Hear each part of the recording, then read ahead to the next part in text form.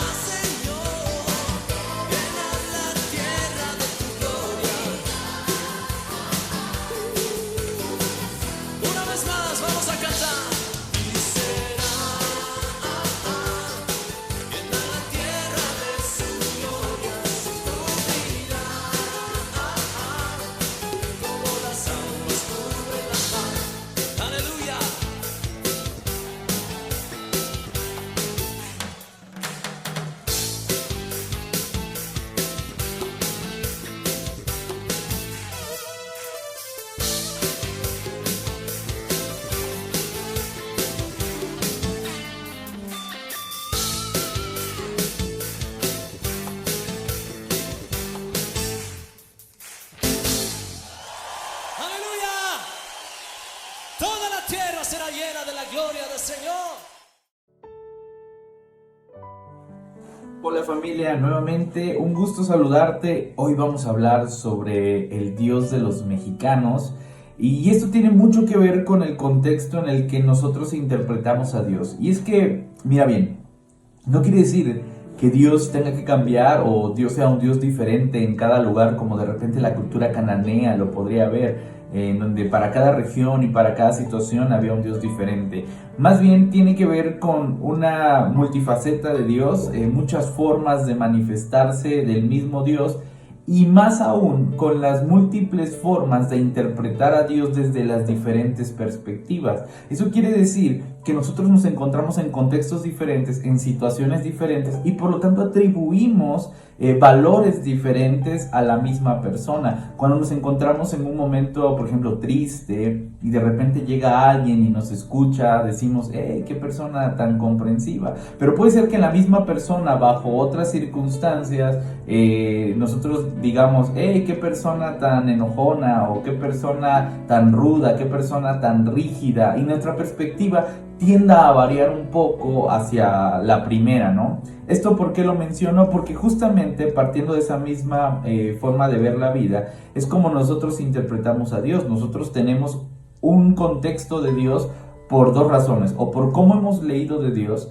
o por cómo hemos experimentado a Dios. Pero hay una tercera que es muy fuerte y que termina predominando a las dos anteriores, y es por cómo nos han enseñado a Dios.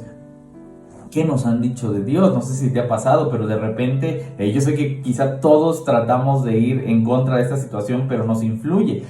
Tú llegas a un nuevo lugar, hay una persona quizá nueva y te dicen, oye, es que esa persona es así, es por acá, no le gusta esto, sí le gusta aquello. Y entonces uno se crea un prejuicio acerca de esa persona, hace un juicio de valor de esa persona. Y cuando ve que esa persona tiene alguna actitud que se parece a la que nos contaron, inmediatamente la asociamos y decimos, tenían razón cuando nos dijeron que esta persona era de una manera o de otra manera. Nosotros aprendemos y tenemos cierta confianza hacia la gente que nos dice algo de alguien. Por lo que cuando nosotros aprendemos de Dios, yo sé que decimos que está la Biblia, yo sé que decimos que también está nuestra experiencia personal, pero por favor, tenemos una cultura fuertísima al lado de nosotros. Tenemos padres, madres, amigos, familiares, gente de confianza que nos dice cosas de Dios y que queramos o no, vamos creando prejuicios acerca de Dios y vamos asociando todas esas virtudes o no de Dios que nos han venido contando cuando alguna actitud llega a aparecerse. Un ejemplo muy claro es que en México, bueno, somos una cultura, ahora voy a hablar un poquito de eso, pero mucho se habló, recuerdo, cuando fue la caída de Siria, cuando hubo algún conflicto bélico hace algunos años en Siria, y mucha gente que es muy aficionada del texto bíblico comenzó a decir que eso tenía que ver con el cumplimiento de una promesa de Dios que estaba en el Antiguo Testamento y que así tenía que ser porque Dios así lo había dicho. Y bueno, mucha gente, yo estoy seguro que eso no les convencía para nada, ¿no? O sea, ¿cómo puede ser? 2000 años después, además, esa Siria ni es la Siria de antes. ¿Qué tiene que ver? Porque tienen que pagar los tataranietos de los sirios que insultaron a Jehová hace 2000 años. Mucha razón detrás de negar esa teoría, pero había tanta gente mexicana, tantos familiares, a veces pastores que son primos, tíos, religiosos que son muy allegados, a veces hasta personas intelectuales que tú decías, pero ¿por qué lo están diciendo, no? Y ya sea por si sí o por si no, pues uno termina creyendo algo. Es esa famosa evangelización uno a uno. Es ese yo te convenzo a ti de algo y eso crea un acercamiento muy poderoso porque es un acercamiento de confianza. Y así es como se van dando las cosas, por lo que en la cultura es algo que influye demasiado. Leemos la Biblia, tenemos experiencias con Dios, pero la cultura es arrasadora. La cultura nos golpea muy fuerte y es difícil hacerla a un lado. Pero la dificultad más grande es cuando ni siquiera cuando ni siquiera nos damos cuenta que la cultura influye sobre nosotros, porque creemos que porque leemos la Biblia y entendimos algo ya es puro, ya es totalmente nuestro. Ese conocimiento tiene que ser inspirado por Dios o tiene que ser mío totalmente, y eso no es cierto. Siempre, a pesar de que nos esforcemos, hay un poquito de toda esa cultura, hay un poquito de todas esas voces que nos están diciendo cosas de cómo interpretar a Dios, de cómo interpretar la Biblia, por lo que hay que volvernos conscientes de esta situación para tener un poco más de cuidado con ella. Hay un contexto entonces muy particular en nuestra cultura, te decía, y es que como viene también en el texto bíblico, Jehová es el Dios de los ejércitos, ¿no? Lo hemos escuchado muchas veces, lo hemos leído muchas veces, y es que también es el Dios del desierto. No solo es el Dios de los ejércitos, es el Dios del desierto, es el Dios que ayuda en el desierto, pero es el Dios del maná también, el Dios que provee. Voy a poner estas tres como ejemplo, hay muchas más, pero mira, el Dios de los ejércitos, el Dios del desierto y el Dios que provee el maná. Hablamos de un Dios en un contexto muy bélico, hablamos de un Dios muy fuerte, muy aguerrido, un Dios que gana batallas, etc. ¿Por qué? Porque vaya, era el contexto del pueblo de Israel. El pueblo de Israel es un pueblo bélico, es un pueblo del desierto, es un pueblo que se ganó su lugar a base de conquistas, a base de sacar a otras personas de su tierra, porque pues ellos decían que era su tierra prometida, sin haber estado ellos primero ahí. ¿Qué te quiero decir con esto? ¿Que debería de desaparecer el pueblo de Israel o algo por el estilo? No, para nada. Más bien quiero decirte que tenemos que aprender a ver el contexto en el cual las hazañas de Dios también fueron escritas.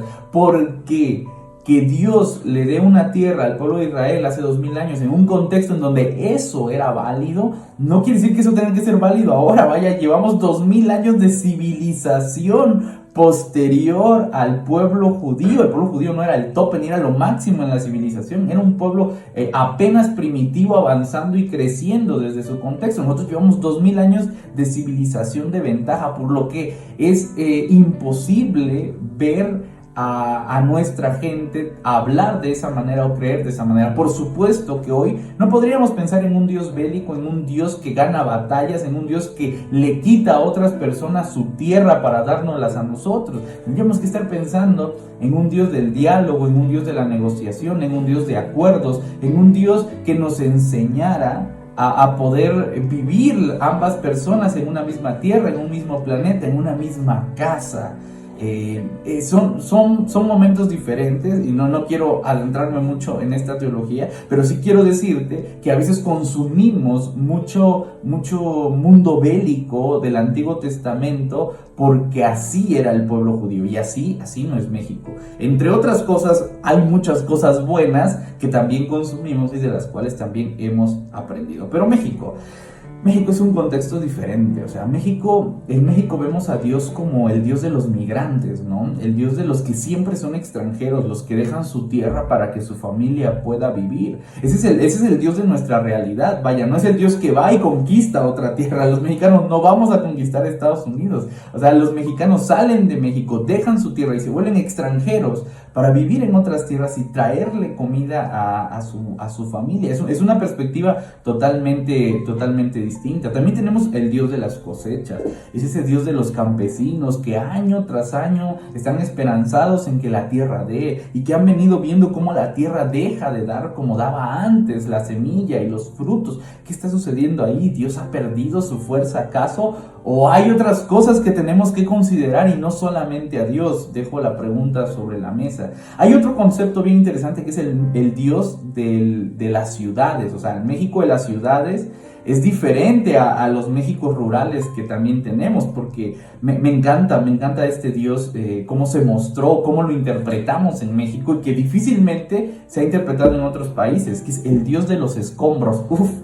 Buenísimo, o sea, el Dios que estuvo en medio de los escombros cuando la ciudad se había caído, ese Dios que estaba rescatando gente en medio de los alambres, en medio del concreto, en medio de los muros, y ese Dios que estaba rescatando gente ahí cuando otros mexicanos estaban ayudando también a rescatar personas. Ese Dios fue increíble, bien diferente al Dios, por ejemplo, de Sansón, ¿no? En donde Sansón, de hecho, tira los muros, caen los muros y se muere toda la gente. Ahí no creas que llega Dios a ver quién sobrevivió. Vaya, ni siquiera va a buscar a Sansón en la historia, que era digamos, parte de su narrativa. Es su hijo, es parte de su pueblo. Pero no es la misma perspectiva. En México las cosas son diferentes. Los muros se caen en México como se cayeron en Jericó, como se cayeron con los filisteos en la historia de Sansón. Pero a diferencia de la lectura bíblica de esos tiempos,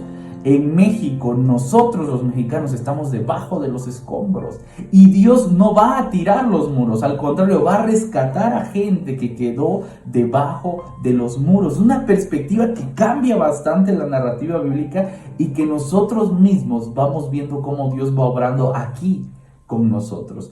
Otro concepto ahí, lo dejo como paréntesis, el Dios del tráfico. Creo que no hay ciudad, bueno, ha de haber muy pocas en el mundo como en México, en que de verdad la gente vea a Dios, reflexione de Dios y escuche de Dios atorados en el tráfico de las ciudades, que son 2 horas, hora y media todos los días. ¿Y qué hace la gente ahí? Bueno, seguro hay un montón de cosas que se pueden hacer. Pero he visto gente que escucha predicaciones en ese momento, que escucha alabanzas en ese momento, que ora en ese momento, que hace llamadas telefónicas en esos momentos. Porque son momentos que a veces se consideran muertos, pero estoy seguro que hay mucha gente que se ha encontrado a Dios ahí. Vaya, hay mucha gente que se ha encontrado a Dios en muchas situaciones y en situaciones muy particulares. Y es que en México ocurren milagros cada vez que una madre alimenta a sus hijos con menos del salario mínimo. Al mismo tiempo, es tan paradójico, pero hay gente que se acuerda de Dios hasta que los asaltan en el camión.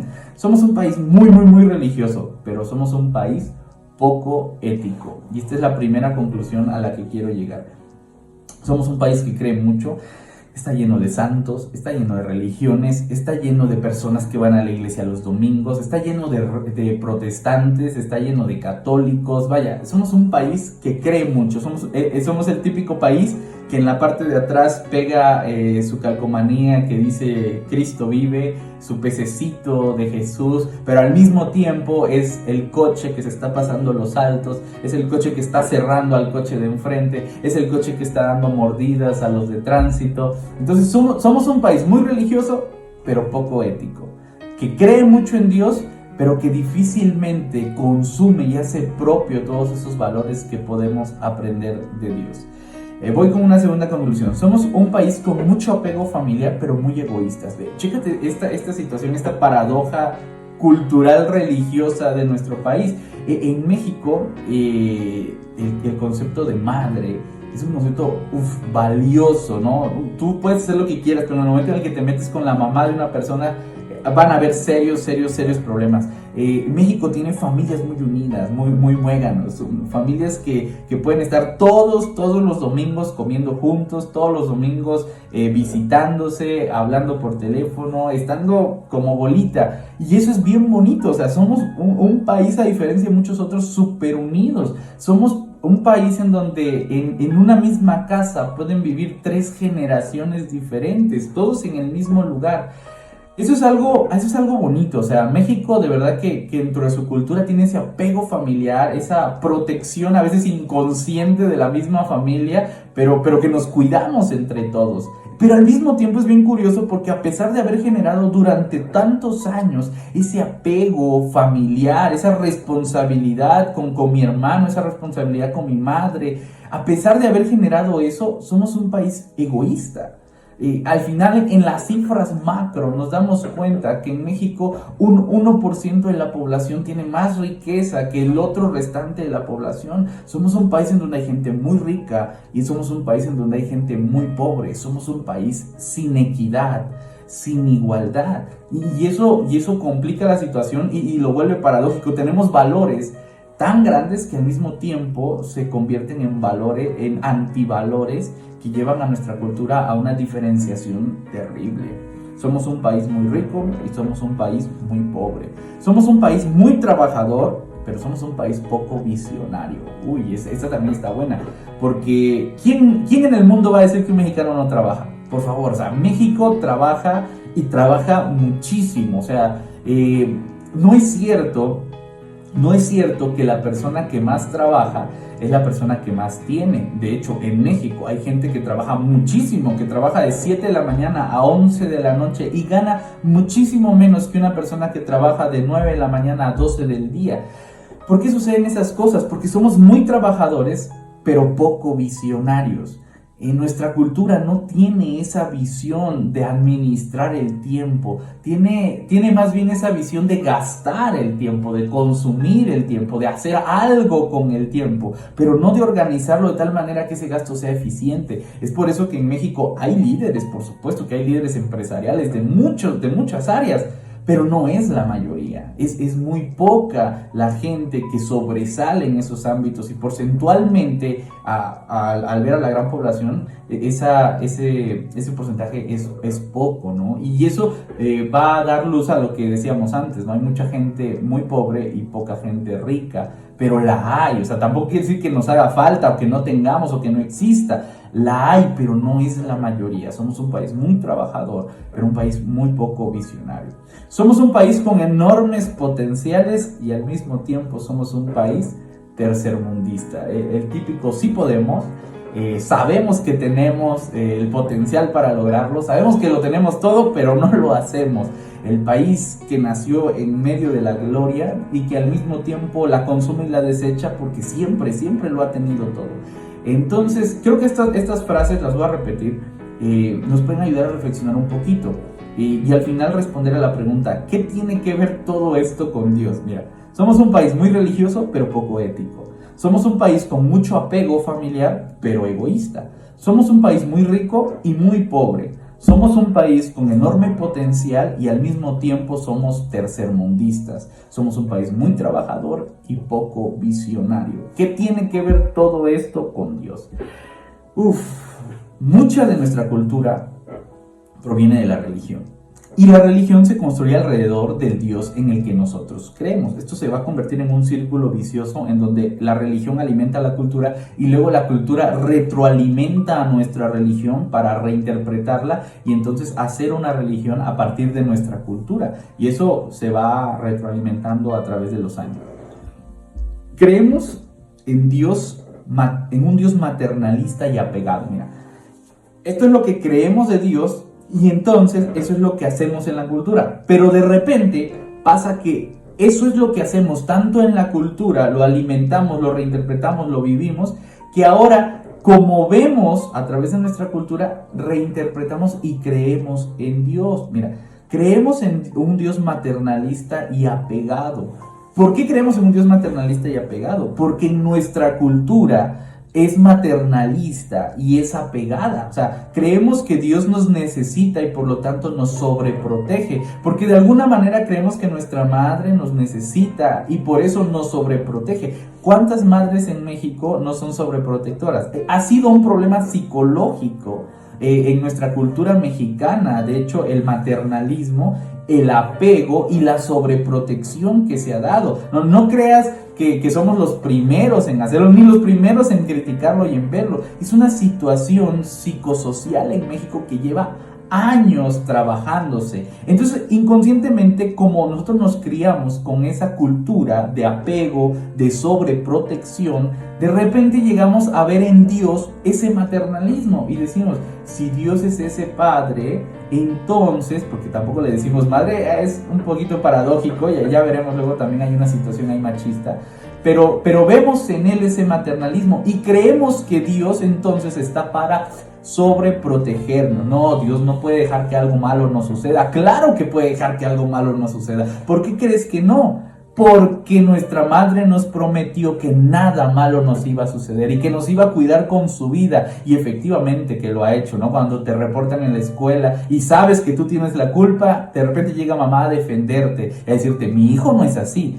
Claro que eres así, por supuesto que sí lo eres, pero ahí está mamá para protegernos, para cuidarnos, para mentir con tal de que nosotros estemos bien. Claro que vamos a crecer con esa idea y entonces creemos que Dios tiene que hacer lo mismo con nosotros y vemos en Dios un Dios que sobreprotege. Creemos en un Dios que debe decirnos siempre qué hacer. Y al mismo tiempo nos sentimos incapaces de tomar buenas decisiones, nos infravaloramos y el pretexto religioso que usamos para argumentar esto es que somos pecadores. Crecemos en una cultura en donde nos tienen que decir qué hacer. Vaya, nuestra cultura es así. Desde niños nos dicen qué es bueno, qué es malo. En la escuela nos dicen cómo ir peinados, cómo no ir peinados. Nos dicen qué estudiar, qué no estudiar. Y a veces decimos, es educación. Bueno, habrá mucho tema que debatir sobre la educación y la pedagogía en México, pero en México nos han enseñado desde pequeños a qué hacer y a que nos digan qué hacer. De hecho, uno llega al trabajo y cuando llega al trabajo está esperando que le digan qué hacer. En lugar de ser ese perfil, esa iniciativa de ver qué puede aportar, de ver qué puede dar, crecemos ya desde pequeños con esa situación de decir, no hagas esto, no hagas aquello. Y es que en nuestro lenguaje hay mucho no. Hay demasiado no desde nuestra educación infantil, que no nos sorprende entonces que cuando vamos a ver a Dios, de repente veamos en Dios a esa autoridad que nos tiene que decir qué hacer y nos tiene que decir cuando algo lo hacemos mal. ¿Por qué? Porque así crecimos. Y así nos gusta vivir en México, con que nos digan qué hacer y qué no hacer. Y entonces inconscientemente nos infravaloramos porque creemos que no somos capaces de tomar decisiones, no somos capaces de llegar con Dios y decirle, Dios, mira lo que pensé que debemos de hacer, esto es lo que hay que hacer, ¿qué te parece? No, al contrario, estamos esperando, Dios, dime qué hacer, dime a dónde tengo que ir a predicar, dime a qué iglesia debo ir, dime, etcétera, etcétera, etcétera, ¿no? Somos una cultura que espera. Voy a pasar al tercer punto. Creemos en un Dios que puede hacerlo todo. Esto va relacionado con lo anterior. A su vez, esto deriva en que si Él puede hacerlo todo, Él debe de dárnoslo todo, hasta la salvación. La salvación para mí y para mi prójimo. Creemos que solamente Dios puede hacer milagros. Cuando nosotros le atribuimos a Dios un sobrepoder en el que Él puede hacerlo absolutamente todo, lo que inconscientemente hace nuestra cultura es dar la mano y decir, dame. No te estoy mintiendo, esto es totalmente real y ve a verlo tú, experiméntalo tú. O sea, ¿por qué la gente cuando tiene un problema va con el gobierno y le dice al gobierno, dame? ¿Por qué no tiene esa iniciativa de unirse en su propia calle y decir, vamos a tapar este bache juntos? Y dicen, es que nosotros pagamos impuestos y para eso el gobierno tiene que sellar el bache. Ni siquiera pagan impuestos como para ir a exigir esa situación. No es un tema político, es un tema cultural. Es un tema en donde los hijos llegan con los padres y cuando ven que los padres pueden darle, piden más y más. Y difícilmente se hacen responsables de sí mismos. Es el tema ciudadano que siempre va a culpar a otros de sus propios errores y que siempre va a ver en la autoridad el error. No lo va a ver en sí mismo, es bien difícil. Es el mismo problema que en las iglesias. Siempre van a esperar a que el pastor resuelva la situación y que si no sale, ¿quién va a ser el culpable? Por supuesto que va a ser el pastor, porque es la misma cultura que nosotros llevamos. La autoridad es quien puede hacerlo y si puede hacerlo, debe de hacerlo. Y es la misma cultura, de verdad familia, es la misma cultura que hace que la gente de clase pobre tenga que creer que el rico le tiene que dar dinero, porque si tiene, puede, y si puede, debe de hacerlo. Esta cadenita de culturas es la que nosotros venimos construyendo, pero es la mismísima que utilizamos a la hora de ver a Dios. Dios está acá arriba. Si Dios puede hacerlo, tiene que hacerlo. Es su obligación casi hacerlo con nosotros. ¿Y qué es lo que nosotros tenemos que hacer? Esperar a que Dios haga algo en nuestra vida, porque Él es todopoderoso y nosotros no podemos hacer absolutamente nada. ¿Te das cuenta que hasta suena bonito? Quizás si tú no le cachaste bien a todo lo que dije anteriormente, en este momento hasta dijiste amén. Sí, es cierto, tiene razón lo que dice el pastor Merari. No, para nada. Dios es un Dios poderoso, sí, dale todos los atributos que quiera, pero Él no tiene la obligación ni la responsabilidad de darnos nada. Somos nosotros los que tenemos que salir a buscar eso y hacer que sucedan las cosas. Esta última frase que puse acá, creemos que solo Dios puede hacer milagros porque es poderoso, es místico, tiene magia, espiritualidad, no sé cómo quieras llamarle tú, no es cierto. Nosotros también podemos hacer milagros con la gente, nosotros también podemos rescatar corazones de personas, sanar corazones de personas, abrazar a las personas. ¿Y sabes qué? También podemos destruirlas, también podemos hacerles daño, también podemos aniquilarlas, también podemos traumatizarlas para siempre. ¿Y sabes qué es lo peor? Que como religión lo hemos hecho. Creemos en un Dios que ya lo sabe todo. Por lo tanto, no tiene mucho sentido que lo hagamos nosotros. Al cabo, Él ya sabe lo que va a pasar. De todas formas, ya está escrito. Y entonces, no nos queda más que esperar. Estos conceptos construyen la cultura mexicana y a su vez la cultura refuerza a nuestra religión. Pablo escribió en una de las cartas a los romanos: transfórmate por medio de la renovación de tu entendimiento. Pero es curioso porque el entendimiento nunca se va a transformar si nunca nos atrevemos a cuestionar tal entendimiento. Entonces es difícil porque las cosas quizá nunca sucedan porque estamos esperando que sucedan a través de los caminos y las formas equivocadas. Transformemos nuestro entendimiento, renovemos nuestro entendimiento. Pero ¿cómo lo vamos a renovar si creemos que ya es perfecto? Si creemos que ya es la verdad, si le hemos atribuido valores dogmáticos y doctrinales, y es imposible cuestionarla porque hasta nos sentimos mal con Dios, con nosotros mismos, si nos atrevemos a cuestionar algo de lo que se ha dicho. Somos un país muy crédulo, muy inocente, con mucha fe. Ese es México. Pero lo peor de todo es que creemos que todos estos calificativos son positivos. Somos un país muy lastimado porque nos han mentido mucho, porque esperamos hasta que nos arranquen nuestras verdades para darnos cuenta que somos un país muy tóxico en muchos sentidos. ¿Por qué esperar hasta que nuestra verdad se deteriore cuando nos estamos dando cuenta que nuestra verdad está diluyendo? No es cierto. ¿Por qué no hacer algo en ese momento? Esperamos a que nos las arranquen del corazón y eso duele. Duele mucho, causa decepción, causa frustración. Mira a las mujeres que quieren seguir creyendo en el hombre que las golpea. Mira a los fieles que quieren seguir creyendo en las iglesias que los han lastimado. Mira a los trabajadores que quieren seguir creyendo que por trabajar más les va a ir mejor. Mira a las mamás que creen que por cuidar y sobreproteger a sus hijos y dar en exceso sus hijos serán mejores personas.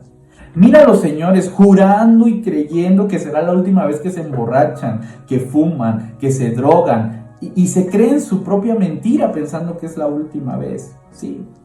En México hay un santo incluso que protege a los ladrones, porque ellos creen que Dios los va a proteger en su trabajo, en el trabajo de robar a otras personas. Y ahí van con su santo en el camión y en el metro, creyendo que Dios está respaldando y bendiciendo su trabajo.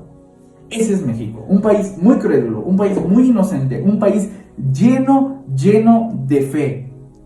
Que quizá tengamos que replantearnos un poquito algunas cosas. Mira cuánto daño nos ha hecho ser supersticiosos, porque oramos y creemos que todos los engaños anteriores se vuelven válidos, porque ya hay una oración detrás de ellos.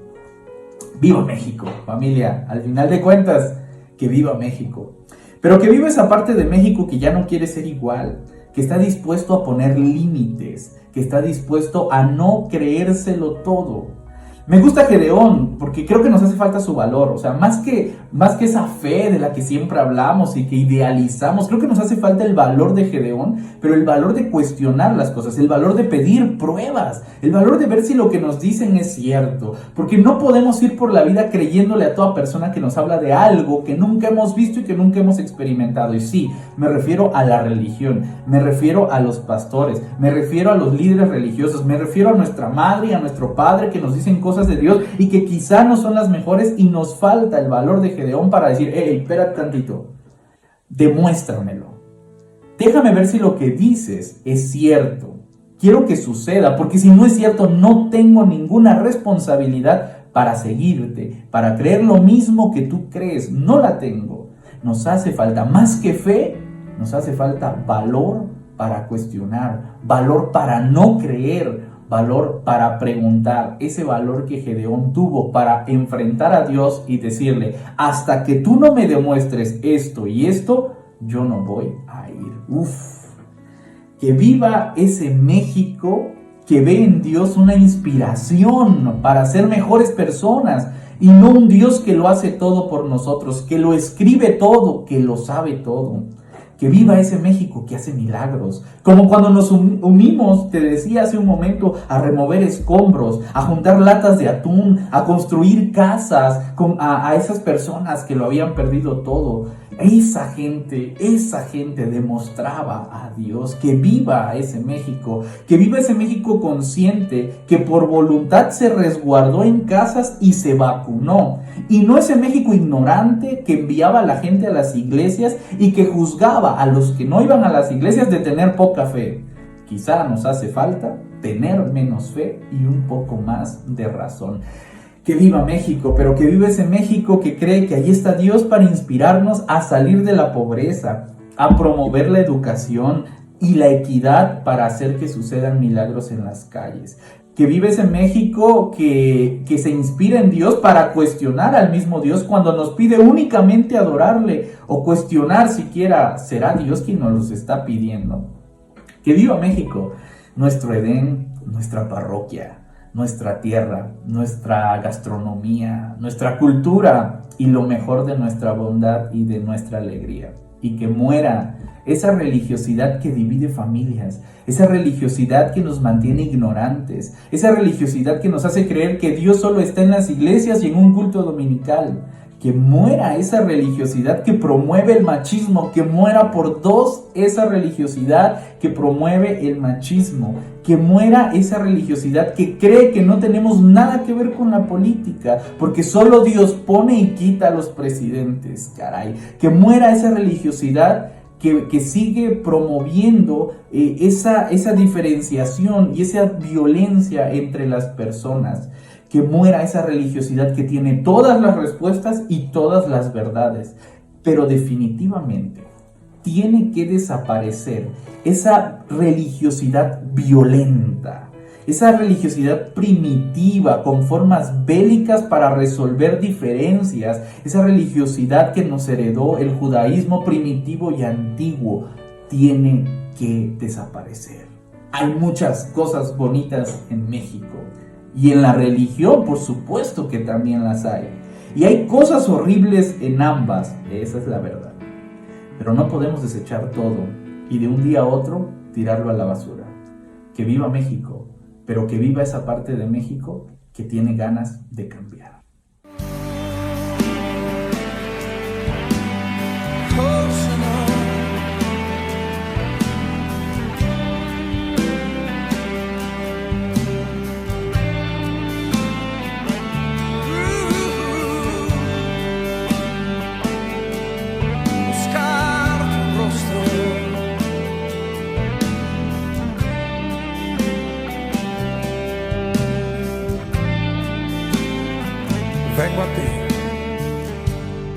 Vengo a ti, guíame, santifícame en ti. Yo quiero andar en tu verdad. Tómame, abrázame, mi corazón hoy vuelvo a ti. Solo a ti quiero humillarme. Quiero humillarme, buscar tu rostro.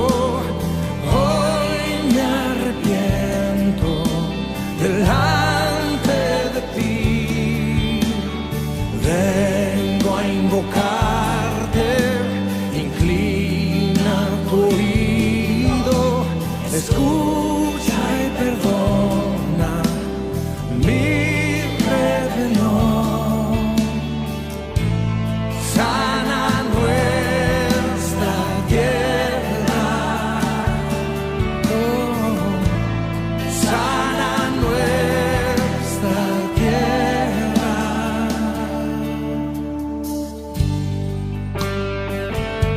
Señor, hazlo.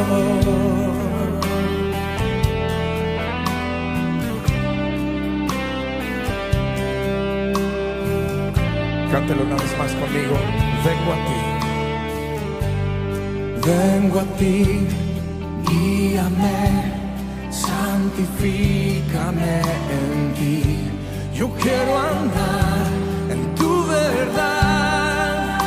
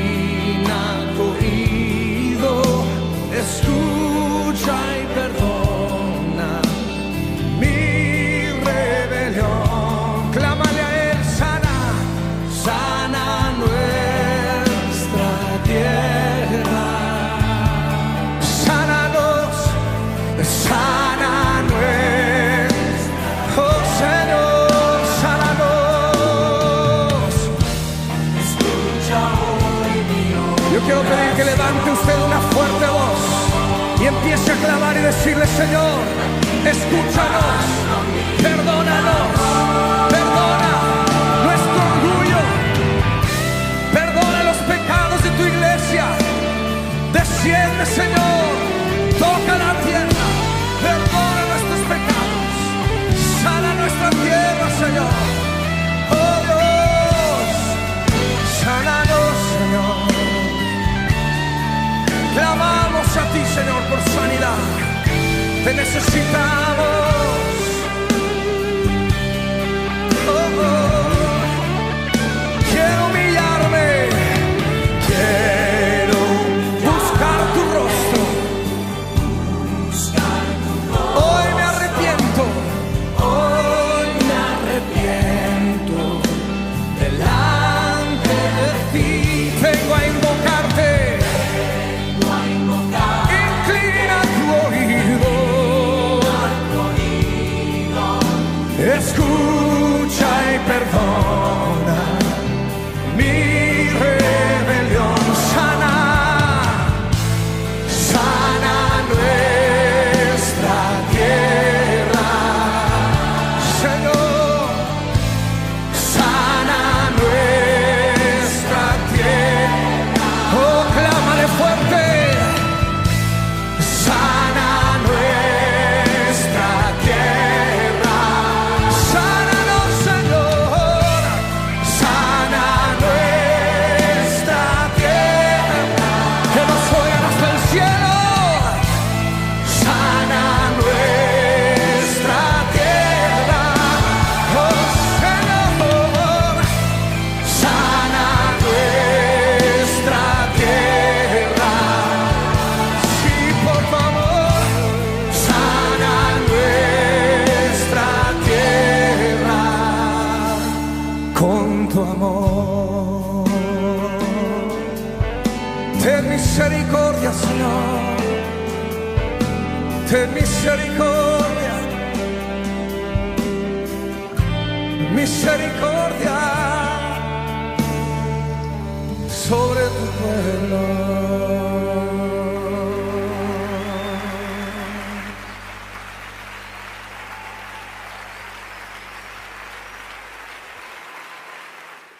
Hola familia, espero que este domingo haya sido de bendición para ti, que la reflexión nos ayude a comprender un poco mejor nuestra cultura, nuestra forma de pensar, pero sobre todo que nos impulse a querer seguir siendo mejores cristianos, mejores personas, que no se conforman con lo que ya saben, con lo que ya creen, sino que seguimos adelante y seguimos creyendo humildemente que aún hay mucho que aprender, hay mucho que mejorar y no hay forma de notarlo si no vemos nuestros puntos débiles, nuestras áreas de oportunidad.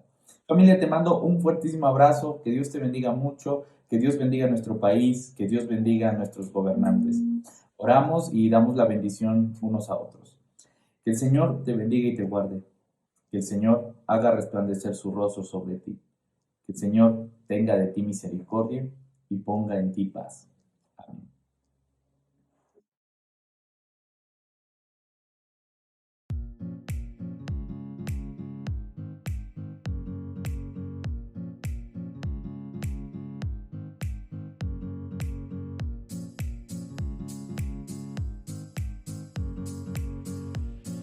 Aun cuando 2020 fue un año tan difícil, el Señor no ha dejado de cumplir sus promesas, así que su iglesia no se detiene.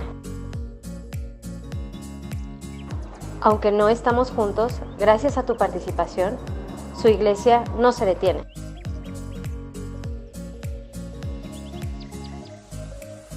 Con la ayuda de Dios, pronto estaremos juntos, así que queremos prepararnos. Si está en tu corazón, te animamos a dar un paso adelante y participar en el programa de ofrendas y diezmos Promesas 2021. Para participar en el programa Promesas 2021, te proponemos 3 pasos simples. Paso 1. Pon en oración tu intención y define el compromiso mensual que quieres hacer para ofrendar durante este año. Paso 2.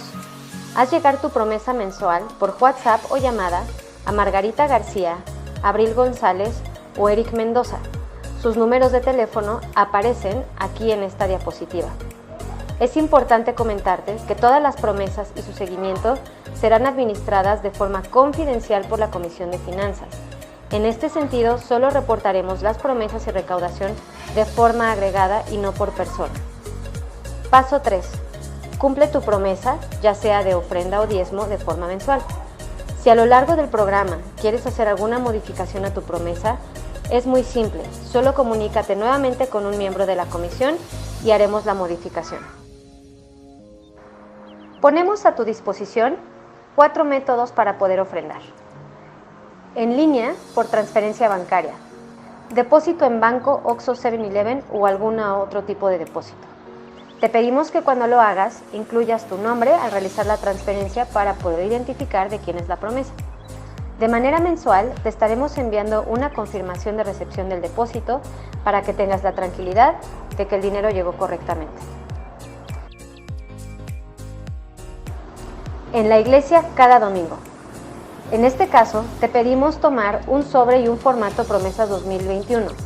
Estos estarán al lado de las canastas de ofrenda. Llena el formato Promesas 2021 con tu nombre, monto y mes al que corresponde tu ofrenda. Mete el formato y la ofrenda al sobre y deposítalo en las canastas de ofrendas. En este caso también te estaremos confirmando la recepción para que puedas estar tranquilo que tu dinero llegó correctamente. Estamos poniendo una cuarta forma para este programa Promesas 2021. Es que nos envíes por WhatsApp o nos llames para que pasemos a recoger tu ofrenda. Este es un método disponible únicamente para el programa y es para aquellas personas que por algún motivo especial no les sea posible dar en alguno de los 3 métodos anteriores. Para conocer más detalles y saber si eres elegible y para coordinarnos en la entrega, te pedimos llamar a Margarita García, Abril González o Eric Mendoza, que somos parte de la Comisión de Finanzas. Si por alguna razón no te es posible participar en el programa, por favor no te preocupes, es posible que continúes ofrendando y diezmando de la manera convencional, es decir, haciéndonos un depósito en línea por transferencia bancaria, haciendo tu depósito en banco Oxxo o dejándolo en la iglesia cada domingo. La Comisión de Finanzas de la Junta de Diáconos estamos a tus órdenes para resolver cualquier duda o pregunta. Formamos parte de esa comisión Margarita García, Eric Mendoza y Abril González, y aquí te dejamos nuestros datos de contacto. Margarita García, 5611 56 7306. Eric Mendoza, 55 40 92 95 41. Y Abril González, 55 54 34 08 20.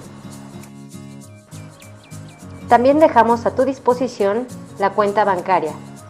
Es enlace de negocios básica de Banorte, número de cuenta 047 34 41 014. Clave bancaria 072 180 004 73 44 101 40 o el número de tarjeta 4189 2810 4510 85 38.